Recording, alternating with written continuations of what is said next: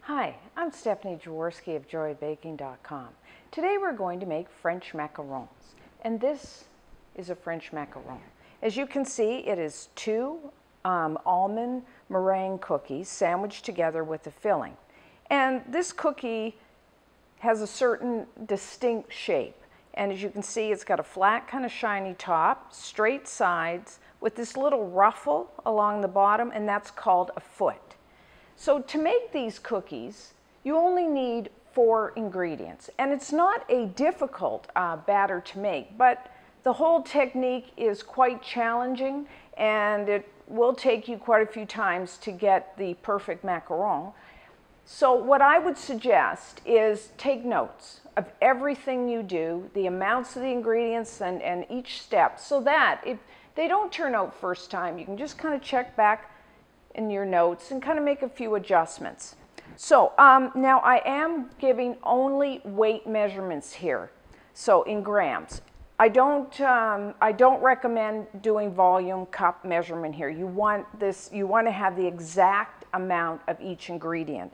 So the first thing we need is 180 grams of confectioner sugar. You may know that as powdered or icing sugar. And make sure your confectioner sugar has cornstarch or corn flour listed in the ingredients. And then you will also need 100 grams of ground blanched almonds. Now I just buy, it's called almond either flour or almond meal. It's already ground like this. You could take an equal amount, 100 grams of blanched whole almonds, and process them until finely ground, either way. And then what I like to do is take both of these ingredients, put them in my food processor, and then process for a minute or two until you have this nicely finely ground, all mixed together. And then what I do is I just take a piece of parchment paper, and then I'm going to sift it, just in case there's still some large lumps of almonds. You want to get those out, because if you're sometimes if you don't grind the almonds very fine, you will get like little lumpy, bumpy tops to your macarons, which it's fine, but I prefer to have them smooth, and one way to get that is to really process everything in your food processor. So, as you can see here, I just used like a digital scale to weigh. They're quite inexpensive. You can kind of get them everywhere now or online.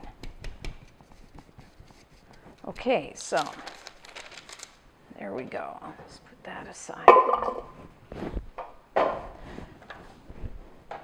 So now we have that ready. So I'm going to use an electric stand mixer. If you have one like this, use your whisk attachment, or you could just as easily use a hand mixer. And make sure your bowl is really clean and your whisk and free of grease, because we want our meringue to really get full volume. So what you will need is 100 grams of aged egg whites. So what that means, aged egg whites, is at least 24 hours before you're going to make your macaron, or up to 5 days. Separate your eggs, and then take your whites, put a piece of paper towel over the top, and put them in your fridge, or at least overnight, like I said, up to 5 days. And then the day you're going to make your macarons, take them out probably quite a few hours before, and let them come up to room temperature, and that way they'll really whip to their full volume. So, and I should mention, try to use the best quality ingredients here, like really good eggs and good confectioner sugar, because that does make a difference. And then I'm going to add just about 1/4 teaspoon of cream of tartar, and that helps to stabilize the egg whites. If you can't find cream of tartar, it's usually worth all these spices. You can leave it out. It's not absolutely necessary. So now what I'm going to do is just beat this on medium speed until it's really nice and foamy. So that'll take, 1, maybe 2 minutes.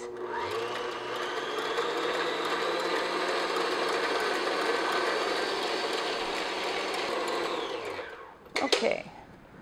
So this is what you're looking for, just a real nice foam. You can start to see the tracks of the whisk in the foam. That's when you know. So now what we're going to do is gradually add 40 grams of superfine or caster sugar. And what that is just regular white granulated sugar that I processed in the food processor just until it's nice and finely ground. And what that does is it dissolves a lot easier into the egg whites so that you won't have a gritty meringue.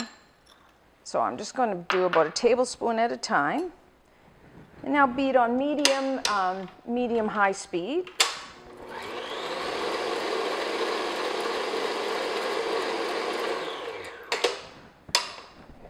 And another more.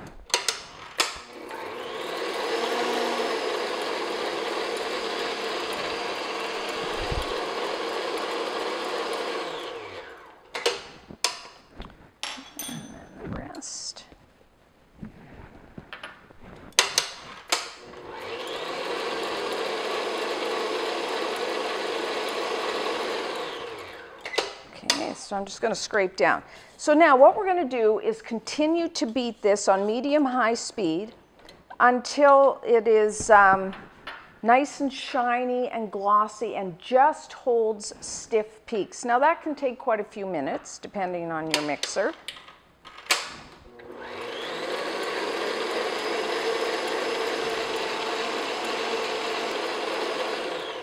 Okay, I'm just going to check.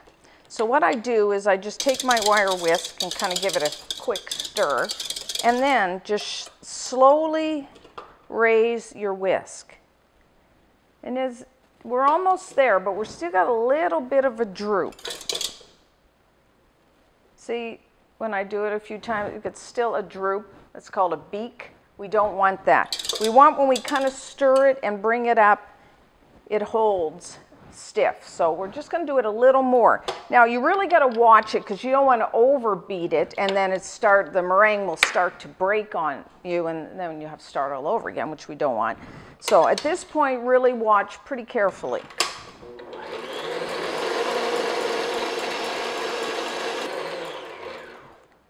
Okay, I'm going to check it again. It really feels like there's some substance to it when I'm stirring it, so I think it's,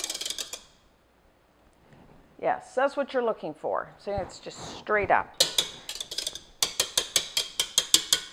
So now, we're going to add our almond sugar mixture. Now, normally you could just do it in your mixing bowl, but I'll put it in a clear bowl here so you can see what I'm doing. So you can see this is a really nice meringue.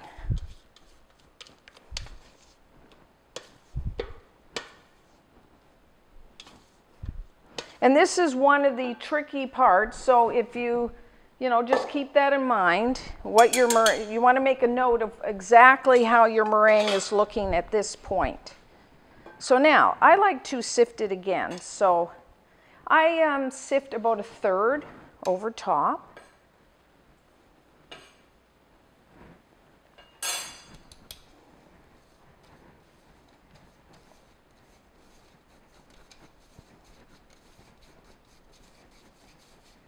Okay. And then I'm just using my spatula. And then what you want to do is cut through, go down and up, and then around. And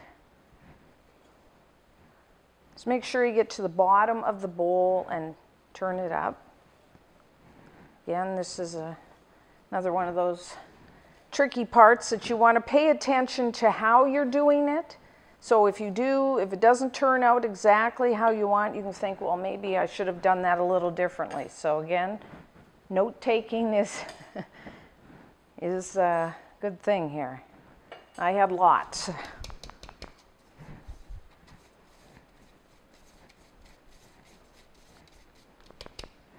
Okay.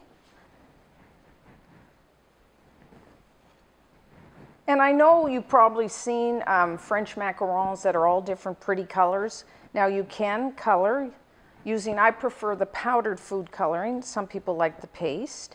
But when you're just learning, I wouldn't, because if you add a coloring, that's another thing you're adding where something could go wrong, another factor. So just perfect it like this with just plain, and then once you get that, then you can move on to coloring or even the chocolate macarons.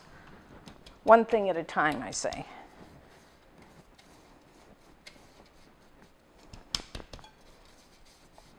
Okay. Now just every once in a while scrape it off so you get all that meringue in there.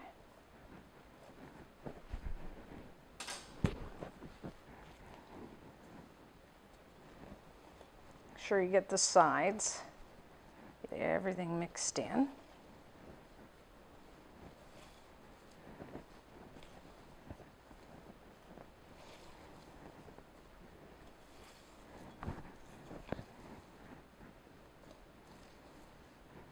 Okay, that's looking good. Okay, you can see it's pretty thick. It'll fall in a nice ribbon. Okay, so now we're going, you pipe onto, now you want to make sure that your baking sheet is flat, because if it's kind of warped, then your macarons won't be flat. And then you want to line it with parchment paper. Now, you want to make your macarons the same size, everyone the same size. Now, if you're really good at piping, personally I'm not, so I like to make myself a little template so I can make sure I have each one the same size. So what you do, just take a piece of parchment paper and then make about 1.5 inch circles, about 3 to 4 centimeters. And so I have, 3 across, because you want to leave some space because they do spread a little. So I have about 15 here. So what I do is put that and make it, like you can see I have red really bright so I can see it through my top piece of parchment paper. So get that ready, and you will need 3 sheets. So I have that already ready, and then we're going to pipe. So piping bag, you can buy like this type, or you can buy the disposable. And then you will want about 1/2 inch, about 1 centimeter, just a plain tip. And then let's put it in your bag. And then what I do, because if you start putting in the batter, then sometimes you can start coming out at the end, because that's a pretty big one. So just twist your bag and just kind of stick it in there like that. And that way it won't start leaking out, making a mess. And then fold it down. Now I only put some of the batter in, because the more you, like when you're squeezing it onto your baking sheet, you start working that batter, and then you don't want to overwork it, because then your macarons won't rise the way they're supposed to. And we want that foot, you got to have that little ruffle on the bottom. So put about 1/2. And then just kind of, and then you see it doesn't come out. So then when you're ready, so what you want to do is I pipe straight down, and then I don't pipe the full circle, just a little inside of this circle, round circle, because they will spread a little. So just squeeze it, and then you will probably be a better piper than I am. I'm not just do your, and then straight up. Now some people say to flick the end. If you're a good piper, you can do that. Personally, I don't have a lot of luck with that. I guess I need more practice. So, okay, let's put that aside. Now, just hold your top sheet here, and then just go underneath and just take out that. Now, if you don't want your parchment to kind of slide around, what you can just take is just a little meringue and put it at the corner of the sheet, and that'll act like a glue and hold your paper in place. especially if you're using convection where you have that fan on, it kind of blows the paper a little. So now, what you want to do is take your baking sheet and kind of tap it like so, because there is a tendency to have some air bubbles. And then, and if you, even after, if you saw some, still had some air bubbles, you could just take a toothpick and kind of prick it. If you did have a little peak on some of them like this one, you could just wet your finger very lightly and just kind of press it down. So now, what you want to do, they have to sit. I find in my kitchen, everybody's kitchen is a little different. I let usually half an hour to an hour. What you want is to get like almost they're no longer tacky, kind of like almost a crust on the top. And that takes between, like I said, half an hour and an hour. So, and while that's happening, really preheat your oven. So put your oven racks in the top and bottom third of your oven, because I'm going to bake. You don't have to, but I like to bake 2 sheets at a time. And then, it is very important, your oven temperature is so important. So, like my oven runs a little hot. So, and most ovens usually run hot or cold. So buy yourself a freestanding oven thermometer. It's worth the investment. And just put it in there and preheat your oven to 325 degrees Fahrenheit, which is 160 degrees Celsius. And really let your oven heat up. It probably takes a half hour. That's why as soon as I start piping, I turn my oven on. So I'm just going to finish that up and let these sit for a while, and then we'll come back and bake them off. So our cookies have been sitting for about 40 minutes. You can tell they're ready to be baked when you touch it very gently. It's no longer tacky. So I'm going to bake 2 sheets at a time, as I said. If you want to bake just 1 sheet, have your oven rack in the center of the oven. So bake them somewhere between 14 and 16 minutes, depending on your oven. If you use convection, they'll probably take a little shorter length of time than regular oven. And they're done when they're risen. They have that little ruffle foot on the bottom. There will be some browning. And when you gently take one of the cookies, it will just start to release from the parchment paper. Now, about halfway through baking, rotate top to bottom your baking sheets front to back so you get nice even baking.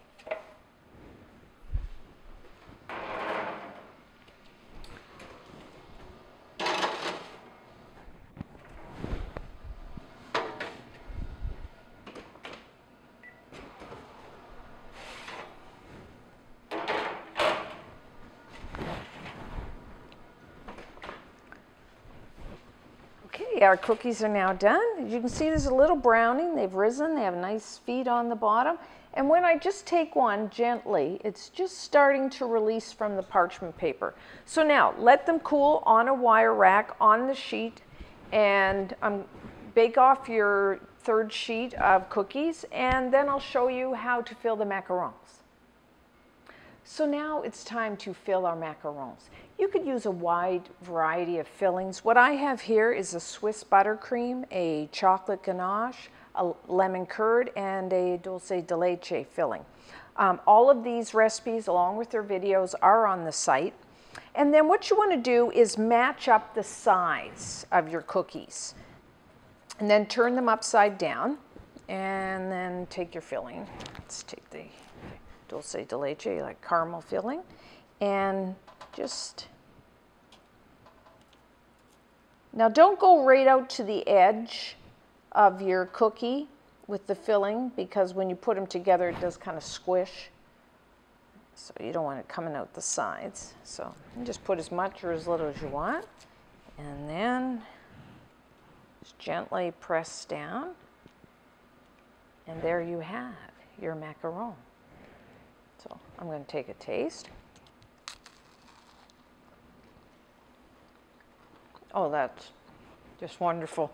The outside is a little crisp, and you break through. It's just a thin crust, really soft filling, and then the caramel, just wonderful. some people say that your macarons are the best the day they're made. Personally, what I like to do is fill them all and then put them in a covered container in the refrigerator for at least a day, preferably 2 days. I really find that they need this time for the texture to soften and the flavors to mingle, but of course they still are delicious the first day. And you can cover and refrigerate these for quite a few days. I like to bring them to room temperature before serving. So have fun. So until next time, I'm Stephanie Jaworski of joyofbaking.com.